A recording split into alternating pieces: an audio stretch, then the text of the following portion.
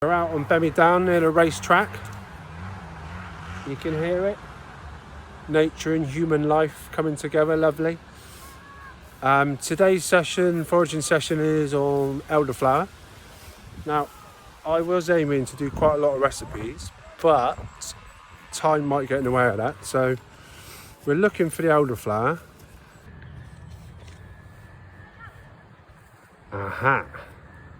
I can see some in the distance. There's not loads, so we're going to need to look for more.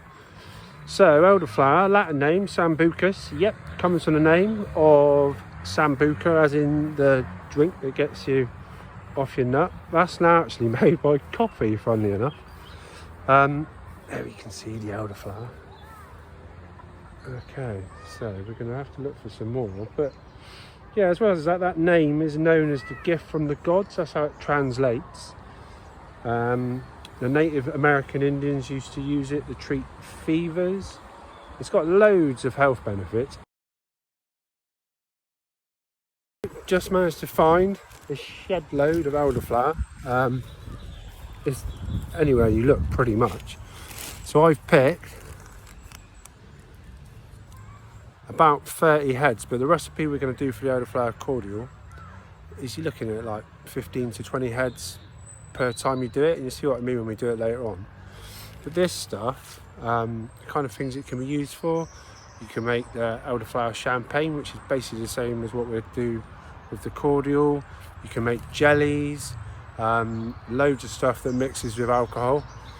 Then you've got other things like the pancake fritters you can make. The berries as well, later on in the year, the black berries, that used to be known as Englishman's grape, and that literally was used to make wine. But all the medicinal qualities to it is just mental, really, like the amount.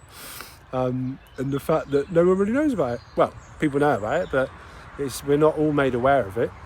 I guess why would we be made aware of it? Because it don't cost any money. Anyway, I'll go through this a little bit more and we're gonna make the cordial. But when you see this stuff around like this time of the year, go out and pick it. Don't pick it on a rainy day, because you lose all the smell and a lot of the flavour from the flowers. But go out in the morning if you can, pick it on a dry day, and then make it that day. Okay, so we're just shaking out some of the, all of the elderflower for all the bugs and the bits and bobs. So a few other like medicinal qualities to this stuff, and particularly quite helpful for me. The flavonoids in it help with opening up blood vessels, to help up with joints as well. You'll find that this stuff is in quite a lot of skin creams as well. So what does it do? It's crazy, isn't it? So what we're going to do now, we're going to start pouring the sugar into here. So for one recipe, if you were doing it at home, where's the sugar gone? There we go. You'd use 1 bag of sugar, and then you'd use 750 ml of hot water. I'm going to make, and you'd use like 10 to 15 heads of the elderflower, and you'd slice up and you'd grate 1, maybe 2 lemons and just chuck it all in. Because I'm making 3 times really, 3 times that amount, just because this stuff, you literally, like, you can have it as cordial, you put it in a bottle, sterilise the bottle. I would suggest, when you use a bottle, I remember doing this with a group of kids, group of young people a few years ago, and we done it and we got donated a load of bottles with corks in. And basically what happens, the sugars start turning into alcohol over time, and if you don't release the pressure, the corks start firing all over the place, which is exactly what happened at the roundhouse that we built. But that's another thing, I mean, this stuff turns into, over time, the sugars just start turning into alcohol. You get champagne. You can make this stuff into a preserve, like it's all really good with gooseberry. Oh no, I didn't put it in this. With gooseberry. So it's 500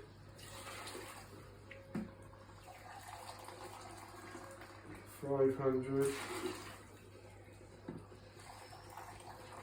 Ooh. And I'm going to have to put the kettle on again. Oh.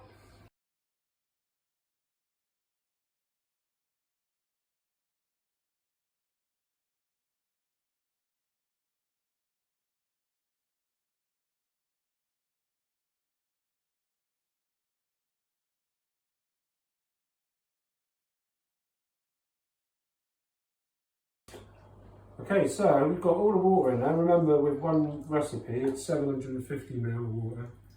I'm doing it times 3 here, so I've got obviously a lot more water in. So we've peeled the lemon. We'll put the juice of the lemon in, and then we're just dropping the whole lemon straight in. We're going to give it a little stir around, because what we want to try and do is dissolve the sugar as much as possible. To be honest, I put so much sugar in, it might take a little while for that to dissolve. There is the argument with a lot of the medicinal qualities that are in this plant, actual sugar doesn't really help that. So using honey and things is quite helpful, but with this particular recipe, the amount of sweetness you need to put in, you've got to use sugar in. So, we're dissolving all that sugar. Now what we're going to do,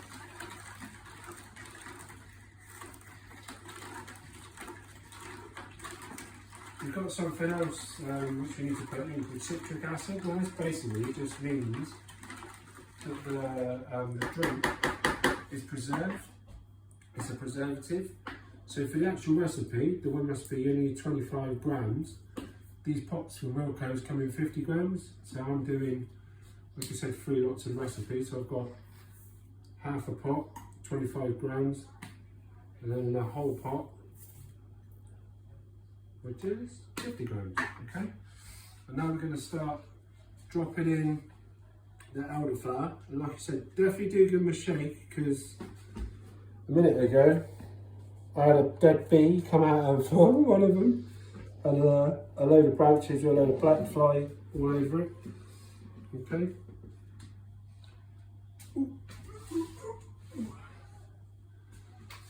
Let me chuck it in. And then we start stirring it around.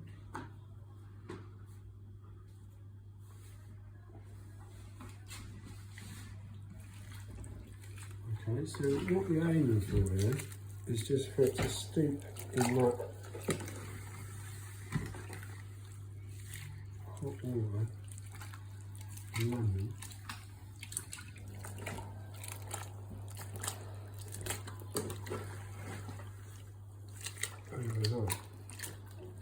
So, that is it. What you now want to do is wax some muslin over it, or a wet tea cloth or something over it. Am I better off leaving it up here because of the kids? Yeah. Yeah. Just so you don't get any creepy crawlies coming in overnight. Leave it for 24 hours, and then we'll come back to it tomorrow. But basically, we're going to sieve out all the bits, and then that syrup, that cordial, put that into sterilised bottles.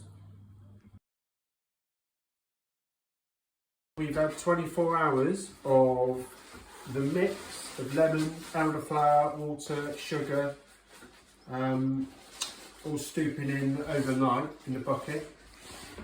We've sterilised our bottles. I know these things cost a little bit more, but it definitely helps with releasing the pressure. If you have anything with corks or twisty tops, it's fine, you just have to remember to twist it quite a lot.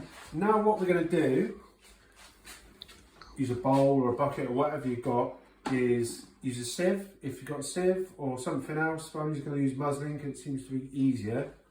Put it on top of one bucket, then you're going to need the help of someone that's behind the camera to then pour the mixture into the muslin cloth, and then literally just strain it out, so you've then got your clear elderflower cordial. Gilbert, you're going to love this. I know I will.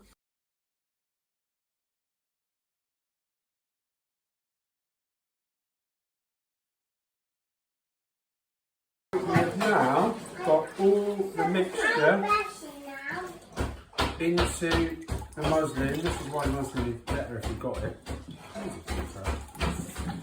We're going to squash out all that flavour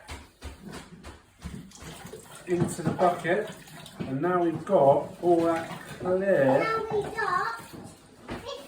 super juice ready to put into the bottles. So I'm just going to pop that in there, and you can chuck all that stuff in the compost if you've got some, and wash the muslin, use it again another time. And then now, slowly fill this up. This has got potential to go. Oh, look at it!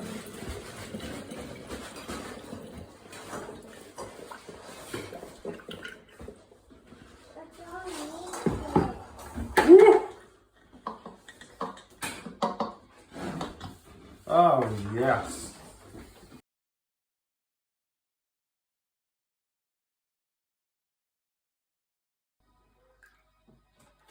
This jug with the cordial, and then fill ice cubes.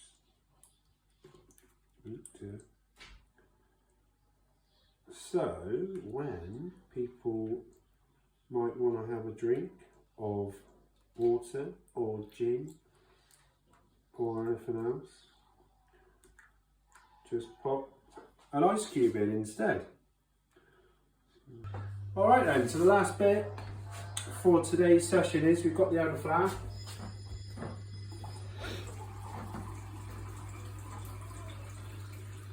Mixing it with water, and we're going to make some lollipops for the kids. We were at Troopers Hill the other day, and we seen a load of Gorse flower, which is the yellow flower.